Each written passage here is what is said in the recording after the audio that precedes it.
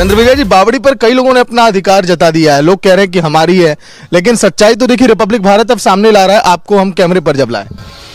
अब देखिए, अब क्लेम तो कोई भी कर सकता है, कोई लाल किले पे कर लेता है, कोई कुतुब मीनार पे कर लेता है, तो ये तो एक छोटी सी बावड़ी है जी, करने को तो मैं किसी को नहीं रोक सकता, परंतु ये है हमारे परिवार की, आपके परिवार की। तो जिन लोगों ने आकर पिछले 2-4 दिनों में कहा कि ये बावड़ी हमारी है, नाम भी अगर मैं लूं तो शायद आप उस पर गुरेज ना करें। मैं परिचित नहीं हूँ उन लोगों से जी। मैं कभी मिला नहीं हूँ, मैं उनसे परिचित नहीं हूँ, मैंने उनका नाम नहीं सुना और मैं उन्हें जानता नहीं हूँ। क्या बावड़ी के अलावा और ऐसी कहीं जमीनें हैं जिसको लेकर पूरे देश में विवाद हो, लोग मालिकाना हक जताते हो, लेकिन वो आप ही की प्रॉपर्टी है? अब इतने बड़े तो हम थे नहीं कि और बहुत सी प्रॉपर्टीज हैं, मगर हाँ कुछ कुछ ऐसी हैं, चंदौसी में ही हैं 2-1 और प्रॉपर्टीज जिस पे लोगों का कब्जा है।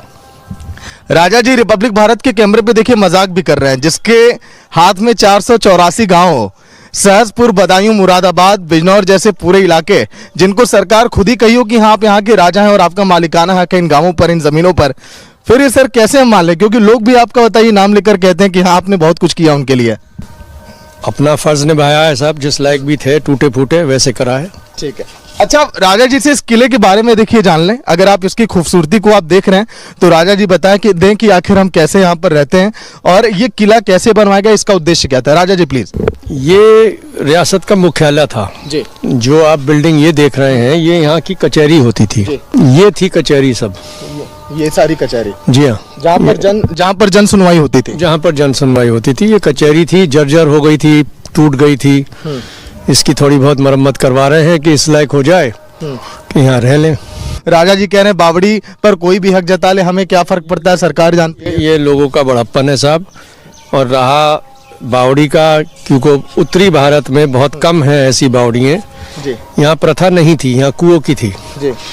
दक्षिण भारत, राजस्थान, गुजरात, इन स्थानों में बावड़ियों की प्रथा थी।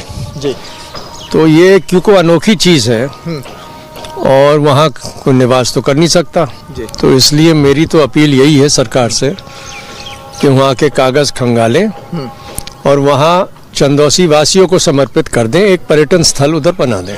राजा जी, अगर बावड़ी मान लीजिए पर्यटन क्षेत्र अगर घोषित हो जाए, लोग वहाँ पर आए, क्योंकि योगी सरकार लगातार चाह रही है जो इस तरह की जमीनें हैं, प्रयासरत है योगी सरकार कि पुरानी जो इमारतें हैं उनका रिपेयर हो और काम में आए, पर्यटन बढ़े उत्तर प्रदेश में, और उत्तर प्रदेश में बहुत पोटेंशियल है पर्यटन बढ़ाने के लिए, और मैं समझता हूँ कि ये सरकार इस विषय में सीरियस है।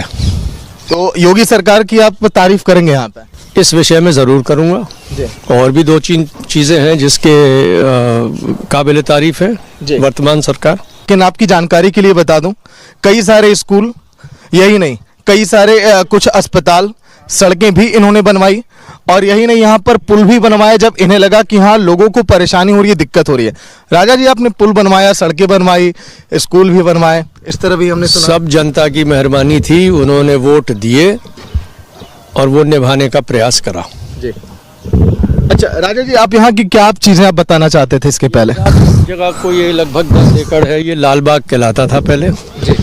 तो इधर वो कुछ बुजुर्गों की समाधियाँ हैं, इधर एक छोटा सा मकान होता था जिसे राम निवास कहते थे। इन लोगों ने अपने पैसे को देकर पुलों का निर्माण करवाया, सड़कें बनवाई, और इसीलिए बाहर जब इस किले के हमने लोगों से बातचीत की जो गरीब थे, वो भी कहे कि राजा जी ने तो बिना नेता रहते भी हमारे लिए काम किया। वो तो सरकारी फंडिंग नहीं थी सर, आप लोगों ने फिर भी किया, ऐसा जहन में ये सब ख्याल कैसे है?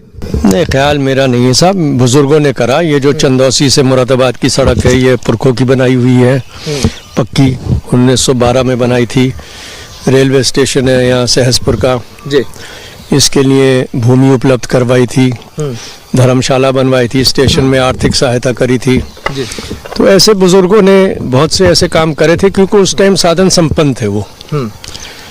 और बात को जब हमारी माता जी, हमारी बहन दोनों मंत्री रही हैं उत्तर प्रदेश सरकार में, मैं एमएलए रहा हूँ, एमपी रहा हूँ, तो जो फंड्स मिलते थे सरकार के माध्यम से उसमें हम लोग लगाते थे। एक आखिरी सवाल यही, बावड़ी को लेकर क्या अब आगे जो दावे किए जाएं उसको सबको या पूरा देश अब सिरे से खारिज करे, बावड़ी पर पूरा हक चंद्रविजय जी का है? नहीं, देखिए इसमें मैं स्पष्ट कह रहा हूँ कि बावड़ी के कागज सरकारी अमला जो है, सरकार का जो एडमिनिस्ट्रेशन है, वो खंगाल ले, वो सेटिस्फाई हो जाए कि किसकी है। उसके पश्चात जब उन्हें ये सिद्ध हो जाता है कि हमारे और हमारे परिवार की है, तो फिर वो उस बावड़ी को मेहरबानी करके ले ले, पुरातत्व विभाग या पर्यटन विभाग को दे और चंदौसी के लिए एक अच्छी जगह बनाए। ये हम चाहते हैं।